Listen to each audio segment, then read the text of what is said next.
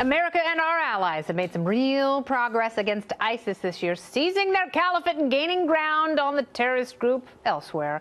But the latest report from an organization called Conflict Armament Research shows that our strategy against ISIS may have been less than perfect.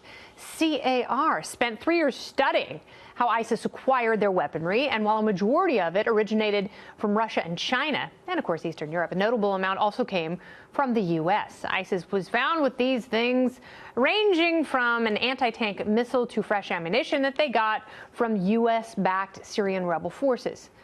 Now, in case this sounds familiar, the same thing basically happened in Afghanistan. We gave the Mujahideen weapons to fight the Soviets in the 80s, and they used those same weapons against us after 9/11. So is this just the byproduct of trying to defeat a group as evil as ISIS, or should America take a closer look at the forces we support militarily? Joining me now, Fox News strategic analyst, Lieutenant Colonel Ralph Peters. Welcome back to the show. Welcome back. Well, I've got to talk to you again. Merry Christmas, Happy Holidays. That's right. The whole works. All of it, every holiday, especially Christmas. So let's talk about this, because that's always a big fear for people who are opposed to any sort of military intervention, is that good weapons end up in the hands of bad people. Is there any way from stopping this? No, because battlefields are messy places. And when you have a multi-sided civil war between irregular forces and multiple nationalities fought largely in urban areas, things get pretty confusing. And so what you have to do is, instead of trying to make this into a scandal, because it's not one, look at the end result. We had a very modest train and equip program to give weapons to certain Syrian rebel groups. What's the result? Well, the result is that the Islamic State Caliphate is gone, dead. That's what matters. But you will never, I mean, I'm sure the people that started this program, from the CIA and the ones that worked it through the Pentagon, they knew from the start that some weapons are going to fall into the hands of the bad guys, because on battlefields, your guys get killed too. Weapons get captured, they get surrendered, they get stolen. All right, so let me ask you this, because it's not a scandal. Okay, I understand where you're coming from, but also, you know, when you say that the battlefield is messy and we don't necessarily know who our allies are, they're shifting alliances, I think that's all the more reason to re-examine our foreign policy in the Middle East. But I also think you're right in that it's not as simple as people make it out to be.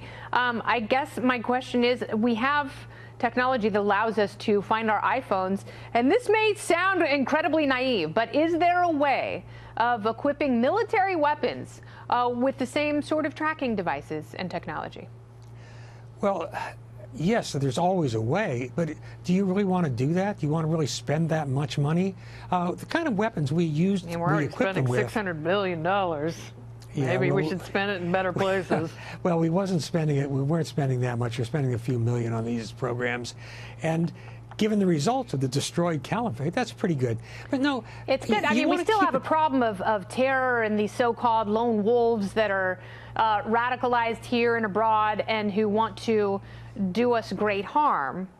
Yeah, but yes, so that's absolutely true. We haven't taken care of the problem of radical Islam and its manifestation, because taking away the caliphate only scatters these freaks and knobs, and now Lord knows where they are.